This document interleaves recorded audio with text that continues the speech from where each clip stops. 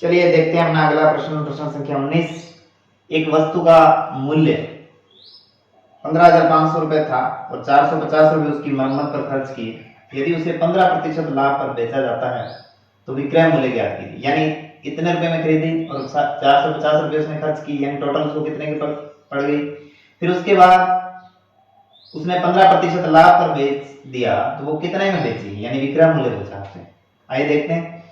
तो वस्तु का क्रय मूल्य क्या हो जाएगा, वस्तु का कुल क्रय मूल्य। ठीक है, तो कुल क्रय मूल्य क्या हो जाएगा, यहां से 15,500 तो ये और 450 रुपए उसके खर्च आया, तो टोटल कितने हो गए 15,950 रुपए। अब लाभ कितना है, लाभ हुआ है 15%। ठीक है, तो आपको ये 15% में लाभ है, लेकिन रुपयों में लाभ निकालना है तो किसका निकालेंगे, इसका क्रय मूल्य का। कितने का लाभ हुआ है 15%, तो 15% का लाभ कैसे निकालेंगे, 15,950 इंटू 15 बटा में 100। ठीक है, अब इसका इससे गुना कर दो, और चलिए गुना करते हैं। 15,950 का जब 15 से गुणा करेंगे, 5 0 0 5 5 25, 5 में 45 और 2 47, 5 5 25 और हासिल 4 29। अब यहाँ से वापस 2, 5 से कम 5 और 2 7, वापस 1 से करेंगे तो 0 5 9 5 1 जोड़ दीजिए, 0 5 7 5 12, हासिल 1 9 9 18 और 1 19, हासिल 1 5 7 12 और 1 13, हासिल 1 ये हो गए 2,39,250 इकाई था। 2,39,250 हो गए, तो यहाँ इसको लिख लेते हैं 2,39,250 बटा में 100, 2 छोड़कर क्या लगा दीजिए 0.2392.50 रुपए, यानी 2,392 रुपए और 50 पैसे इसको लाभ हुआ। तो विक्रय मूल्य क्या आ जाएगा, विक्रय मूल्य, विक्रय मूल्य यानी कितने में बेची, इतने की तो उसने खरीदी थी प्लस इतने का उसने लाभ कमा लिया, तो टोटल कितने हो गए 15,950 रुपए की तो खरीदी थी, उसको पड़ी थी, और उसने 2,392 रुपए 50 पैसे इस पर कमाई की, तो टोटल कितने में बेच दी उसको। तो इसको जोड़ देते हैं, 15,950 में आपको जोड़ने हैं 2,392.50, तो ये 0.5 और 5 14, हासिल 1 9 3 12 और 1 13, हासिल 1 5 2 7 और 1 8 और 1 18,342 रुपए 50 पैसे, 18,342 रुपए और 50 पैसे। ठीक है, इतने रुपए में उसने बेच दी। प्रश्न संख्या 20, राहुल और हारून की वर्तमान आयु में 5:7 है। 4 वर्ष बाद उसकी आयु का योग 56 वर्ष हो जाएगा, तो उनकी वर्तमान आयु क्या है, उनकी वर्तमान मान लेते हैं वर्तमान 5x 7x। राहुल और हारून की वर्तमान आयु कितनी है, यहां से 5 से ले लेते हैं 5x और हारून की ले लेते हैं 7x है। 4 वर्ष बाद आयु, 4 वर्ष बाद आयु क्या हो जाएगी, देखिए 4 वर्ष बाद राहुल की कितनी हो जाएगी, राहुल की आयु 4 वर्ष बाद, ये देखो पहले थी 5x चार इसमें क्या हो जाएंगे, जुड़ जाएंगे। जैसे आज आपकी 12 वर्ष है तो 4 वर्ष बाद आपकी कितनी हो जाएगी, 12 प्लस 4। वैसे आज इनकी 5x है, 4 वर्ष बाद कितनी हो जाएगी, 5x प्लस 4। और हारून की कितनी हो जाएगी, इसकी कितनी हो जाएगी, 7x प्लस 4। आगे क्या लिखा है, उनकी आयु का योग 56 वर्ष हो जाएगा प्रश्नानुसार। अब क्या लिखेंगे, प्रश्नानुसार इनकी आयु का योग कितना हो जाना चाहिए, 56। दोनों को जोड़ देते हैं, 5x प्लस 4 7x प्लस 4, दोनों को जोड़ने पर आना चाहिए 56। यहां से हमारे पास आ जाएगा, दोनों को जोड़ना है, बीच में प्लस का निशान, तो 5x plus 4 plus 7x plus 4, 5x और 7x कितने x हो गए, ये बराबर 56। ये हो गए 12x प्लस 4 और 4 कितने हो गए, 8, बराबर है 56। तो यहां से देखिए समीकरण बन गई, इसको सोल्व करेंगे तो पक्षांतरण करेंगे, 8 जाएगा उधर और माइनस का हो जाएगा। तो यहाँ आ जाएगा 12x बराबर 56 माइनस 8। 56 में से 8 जब घटाओगे तो आप कितने आ जाएंगे, 48।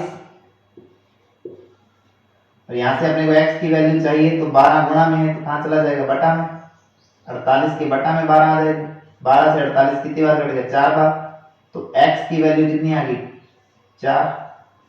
x की वैल्यू 4 आ गई और हमें पूछा है वर्तमान आयु।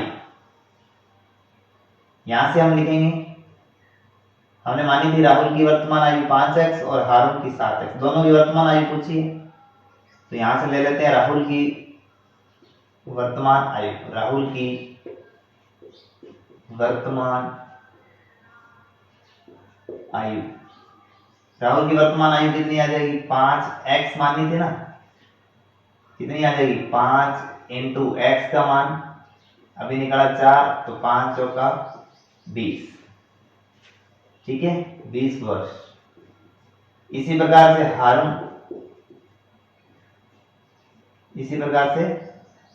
हारून की वर्तमान आयु क्या आ जाएगी, इसकी हमने मानी थी 7x, 7 इंटू एक्स की वैल्यू 4, 7 चौके 28 वर्ष, कितनी आ जाएगी, 28 वर्ष। आ गई समझ। चलिए देखते हैं अपना अगला प्रश्न, प्रश्न संख्या 21। एक कार एक स्थान तक पहुंचने में 60 किलोमीटर प्रति घंटा की चाल से 2 घंटे का समय लेती है। यदि वही कार 80 किलोमीटर की चाल से चले तो कितना समय लेगी। तो बताओ, स्पीड बढ़ाएंगे तो समय कम लगेगा, स्पीड बढ़ाएंगे तो समय कम लगेगा, इसलिए इसमें किस प्रकार का अनुपात है, 80 किलोमीटर प्रति घंटा की चाल से चलेगी तो कम समय लगेगा, 60 की चलेगी तो। यहां देखो स्पीड बढ़ाया तो टाइम कम लगा, तो व्युत्क्रम अनुपाती है। चलिए देखते हैं इसको।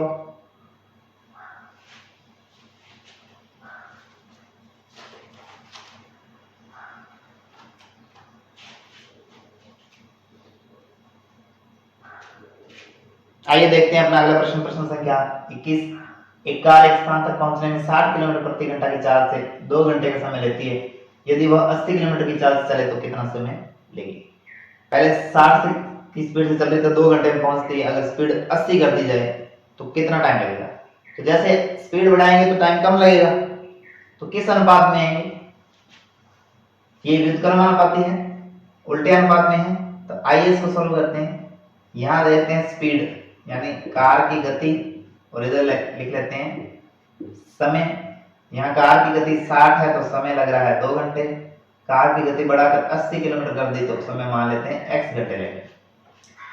अब ये व्युत्क्रम अनुपात में है तो इसको सॉल्व कैसे करेंगे, इसका इससे गुणा, इसका इससे गुणा, बराबर लिख देंगे। 60 इंटू 2 बराबर 80 इंटू एक्स, यहाँ से x की वैल्यू आ जाएगी 60 गुणा 2, 80 कहाँ आ जाएगा, बटा में, एक जीरो से एक जीरो कट गई है, 2 से 8 को काटा 4 बार, ये दोनों 2 के बार से कट रहे हैं, 2 दूने 4, 2 तिया 6, ये बच गए 3/2 या 1 सही 1/2, डेढ़ घंटा लगेगा। समय कितना लगेगा? 1.5 घंटा। चलिए देखते हैं अपना अगला प्रश्न, प्रश्न संख्या 22। एक बहुभुज आपको दे रखा है और उसकी लंबाइयां और ये दे रखी हैं आपको ऊंचाइयां। तो यहाँ से आपको इस पूरे बहुभुज का क्षेत्रफल निकालना है। तो इस पूरे बहुभुज का क्षेत्रफल को निकालने के लिए हम क्या करेंगे, इस बहुभुज को हम अलग अलग बांट लेते हैं। इसको नंबर 1 अलग अलग आकृति में बांट लेते हैं, इसको नंबर 3, इस पूरी को, इसको 4 इसको 5 भी दे सकते हैं। हम इस पूरी को एक त्रिभुज मान लें तो ये पूरी आकृति क्या हो जाएगी? 4 नंबर। चलिए इसको सॉल्व करते हैं अपने। आकृति फर्स्ट का क्षेत्रफल, आकृति फर्स्ट का क्षेत्रफल 1/2 कौन सा सूत्र लगेगा? त्रिभुज है, 1/2 आधार इंटू ऊंचाई। तो 1/2 आधार कितना है? 3 और ऊंचाई कितनी है? 2 सेंटीमीटर। तो यहां से 2 से 2 कट गया तो कितना आ गया? 3 सेंटीमीटर स्क्वायर। ठीक है, अब देखते हैं आकृति नंबर 2 का क्षेत्रफल। आकृति 2 का क्षेत्रफल, आकृति 2 कैसी है? समलंब चतुर्भुज। 1/2 गुणा समलंब चतुर्भुज का क्षेत्रफल क्या होता है? समांतर भुजाओं का योग, समांतर भुजाओं का योग और उनके बीच की दूरी या ऊंचाई। समांतर भुजाएं कौन सी हैं? ये वाली, इनका योग तो आ जाएगा 1/2 इंटू 3 प्लस 2 और ऊंचाई या बीच की दूरी यहां से यहां तक, तो पूरी यहां से यहां तक 6 है। AH कितनी दे रखी है? 6 सेंटीमीटर। यहां से लेकर यहां तक 6 है और यहां तक 3 है, तो पीछे कितनी बचेगी? 6 में से 3 गए,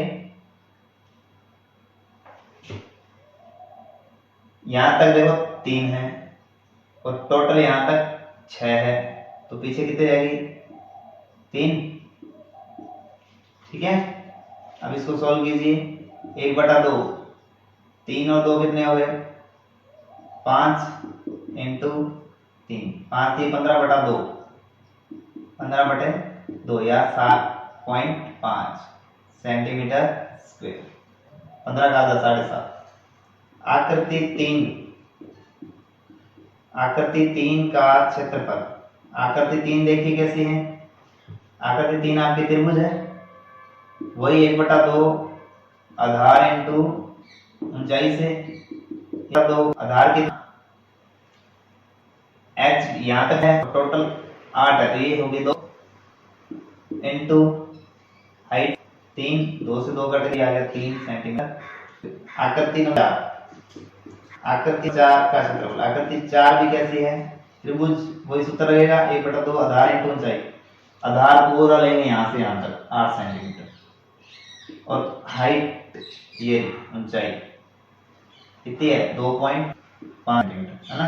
इसको काट दिया, 2 को कट गया, इसको हटाए 10, इसको करते हैं हमने 2 दूनी 4 5 10, 5 से काट इसको 5 5 25, तो 5 इंटू 2 10 सेंटीमीटर स्क्वायर। कुल क्षेत्रफल, बहुभुज का क्षेत्रफल क्या होता है? बहुभुज का क्षेत्रफल सभी को क्या कर देंगे? जोड़ देंगे। पहले आया था 3, उसके बाद आया 7.5, उसके बाद आया आपका फिर से 3 और फिर आया 10। जोड़ दीजिए, 10 और 3 13, 3 16 और 7 23.5 सेंटीमीटर स्क्वायर। ये इसका क्या आ गया? आंसर आ गया।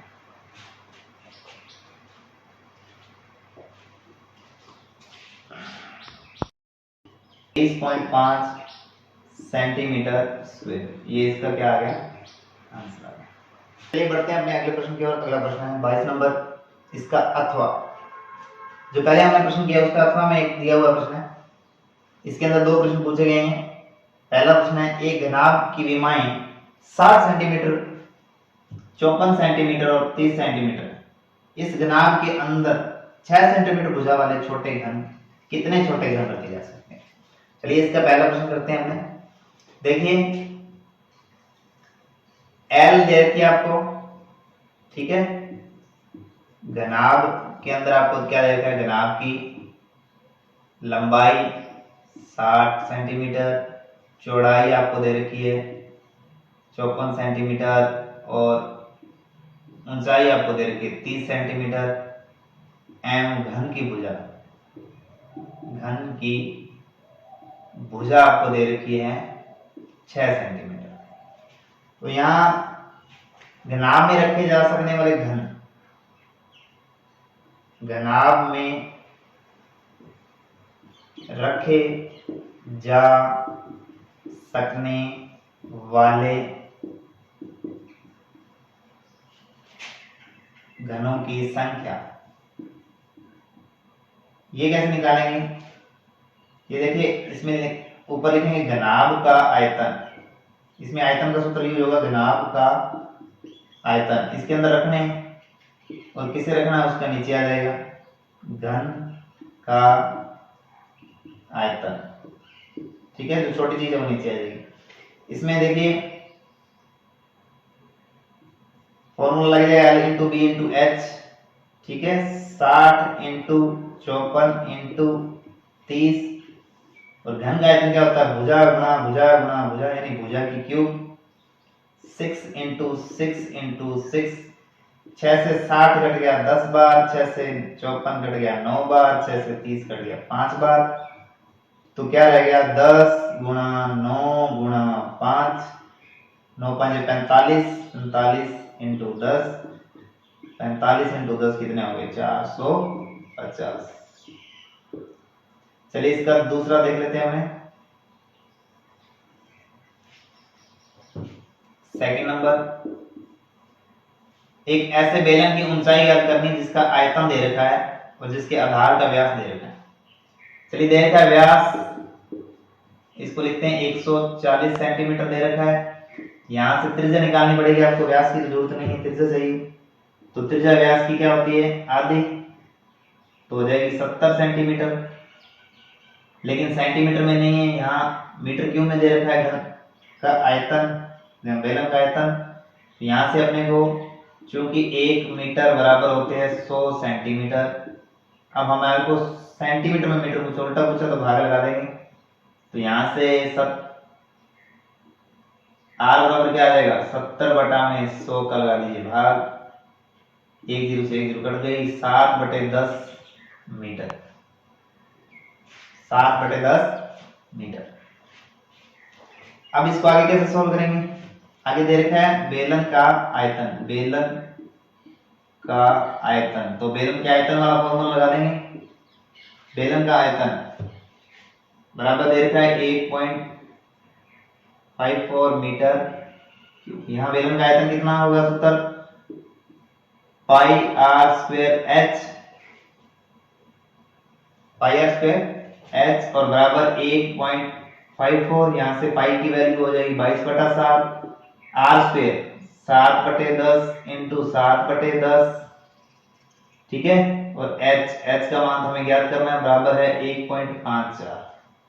यहां से एच की वैल्यू निकालनी है, बाकी को उस तरफ भेजना है, तो यहां रखेंगे एच सिर्फ ये वाला, बाकी को भेजेंगे, जो बटा में है वो गुणा में चली जाएंगी, जो गुणा में है वो बटा में चली जाएंगी, ठीक है, ये नीचे वाली ऊपर चली जाएंगी, ऊपर वाली नीचे चली जाएंगी, ऐसे देख लो। चाहे 1.54 के 1.54 के साथ क्या आ जाएगा नीचे वाली संख्या 7 इंटू 10 इंटू 10 और बटा में क्या आ जाएगा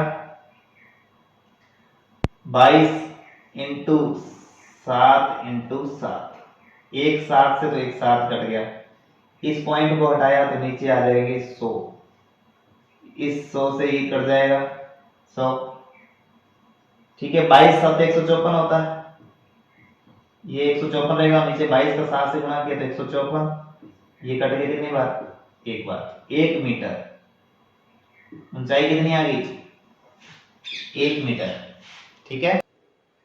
चलिए बढ़ते हैं अपने अगले प्रश्न की ओर। अगला प्रश्न है प्रश्न संख्या 23, व्यंजकों के गुणनखंड ज्ञात करने किन्हीं दो के, लेकिन मैं आपको सभी करवा रहा हूँ चारों के चारों। चलिए शुरू करते हैं, पहला देखते हैं इसके अंदर पहला आपको दिया है a x square plus b x. यहां से आपको देखना क्या कॉमन है दोनों में। यहां से देखें तो सिर्फ एक एक्स कॉमन है, ए और बी में एक कोई कॉमन नहीं है, तो यहां से एक्स एक बाहर ले लेते हैं, तो यहां बच गया ए और दो थे एक्स की तो एक रह जाएगी, यहां बी बच गया और एक्स तो बाहर चला गया। ये इसका आंसर आएगा। इसका नेक्स्ट देखते हैं सेकंड नंबर 7p की स्क्वायर प्लस 21 क्यू की स्क्वायर। तो इन दोनों में संख्या में कॉमन है 7 और p स्क्वायर क्यू स्क्वायर में तो कोई कॉमन है नहीं, तो 7 कॉमन आ जाएगा, यहां से बच जाएगा p स्क्वायर और 21 क्यू है तो 7 × 21 3 बार क्यू की स्क्वायर। ये आ गया आंसर। यहां देखिए, यहां से देखिए, यहां से 2 2 2 तीनों में 2 कॉमन है और x x x x भी कॉमन आ रहा है, x की एक ही कॉमन आ रही है यहां से, तो 2 और x कॉमन आ रहे हैं, तो यहां बच जाएगा x स्क्वायर प्लस यहां बचेगा ओनली y स्क्वायर प्लस यहां बचेगा 2x तो बाहर गया तो यहां बच जाएगा z स्क्वायर। ये आ गया। चलिए देखिए इस सवाल को, A M square B M square B N square M square, यहाँ एम स्क्वायर में से एम स्क्वायर कॉमन आ रहा है, तो यहाँ बच रहा है ए प्लस बी, एम स्क्वायर ले लिया बाहर तो ए और बी रह गए, फिर प्लस वहां से एम स्क्वायर कॉमन आ रहा है तो यहाँ रह गए बी प्लस ए। ठीक है, बी प्लस ए को ए प्लस बी भी लिख सकते हैं, m square a plus b plus m square a plus b. अब देखो दोनों में a प्लस बी फिर से कॉमन आ रहा है, तो a प्लस बी कॉमन ले लें तो यहां बचेगा m की स्क्वायर और यहां बचेगा प्लस m स्क्वायर। तो ये आ गया आपका आंसर। चलिए बढ़ते हैं अपने अगले प्रश्न की ओर। अंतिम प्रश्न है आपका 25 नंबर। समय और साधारण ब्याज में एक आलेख खींचना है आपको और इन प्रश्नों के उत्तर देने हैं और ये कहना है, बताना है क्या यह सरलरेखीय आलेख है। और दूसरा प्रश्न है 1 वर्ष 6 माह का ब्याज कितना होगा। चलिए सबसे पहले अपने आलेख खींचते हैं। तो एक तरफ तो आपको समय दे रखा है, तो समय आएगा x अक्ष पर और साधारण ब्याज आएगा आपका y अक्ष पर। चलिए खींच लेते हैं इसको। ये हमारा हो गया y अक्ष और ये हमारा हो गया x अक्ष और ये हो गया मूल बिंदु, इसको बोलेंगे y अक्ष और इसको लिखेंगे x अक्ष। तो x अक्ष पर तो समय लेंगे और साधारण ब्याज लेंगे y अक्ष पर। चलिए पैमाना ले लेते हैं, पैमाना लिखते हैं, पैमाना लिखेंगे x अक्ष पर एक बड़ा खाना 1 वर्ष, एक बड़े खाने को 1 वर्ष मानेंगे और y अक्ष पर एक बड़ा खाना क्या मान लेंगे 60 रुपए। यहां देखिए 1 वर्ष 2 वर्ष 3 वर्ष 4 वर्ष और 5 वर्ष। इधर लिख देंगे ब्याज 60 रुपए 120, उसके बाद 180, फिर 240 और फिर 300। अब इनके बीच ग्राफ खींचना है तो 1 पर है 60 तो यहाँ पॉइंट आ जाएगा, 2 पर है 120 तो 2 पर 120 यहाँ से यहाँ मिल जाएगा अपने को, 3 पर है 180 तो यहाँ पॉइंट मिल जाएगा 3 पर। इसके बाद देखिए 4 पर 240 तो लगभग यहाँ मिलेगा और 5 पर है आपका 300 तो लगभग आ जाएगा आपके यहाँ। तो इन जब बिंदुओं को मिलाएंगे तो आप पाएंगे कि ये कौन सा आलेख है। जब स्केल से मिलाओगे सीधा मिलेगा आपका, ये रैखिक आलेख है। तो पहले प्रश्न का उत्तर क्या आ जाएगा, हाँ यह एक रैखिक या रेखीय आलेख है। नेक्स्ट आपको बताना 1 वर्ष 6 माह यानी 1.5 वर्ष का ब्याज कितना होगा। तो 1.5 कहाँ आएगा, 1 और 2 के बिल्कुल बीच में, 1 वर्ष 6 माह यानी 1 और 2 के बिल्कुल बीच में। यहां से ऊपर की ओर जाए तो इधर से यहाँ पॉइंट मिलेगा अपने को, इनका मिडिल पॉइंट 120 और 60 कितने हो गए? 180। 180 का मिडल 90। तो ये जो पॉइंट है ये है हमारे पास 1 सही 1/2 और 90। ठीक है, यानी कितना रुपए ब्याज होगा? 90 रुपए। ये आपका आंसर आ गया। ठीक है, तो दोनों के उत्तर आ गए हैं। इसी के साथ मॉडल 6 नंबर पेपर भी होता है आपका पूरा। वीडियो अच्छी लगी हो तो लाइक कीजिएगा, हमारे चैनल को सब्सक्राइब जरूर कीजिएगा ताकि नए से नए वीडियो आपके सामने मिलते रहें। धन्यवाद।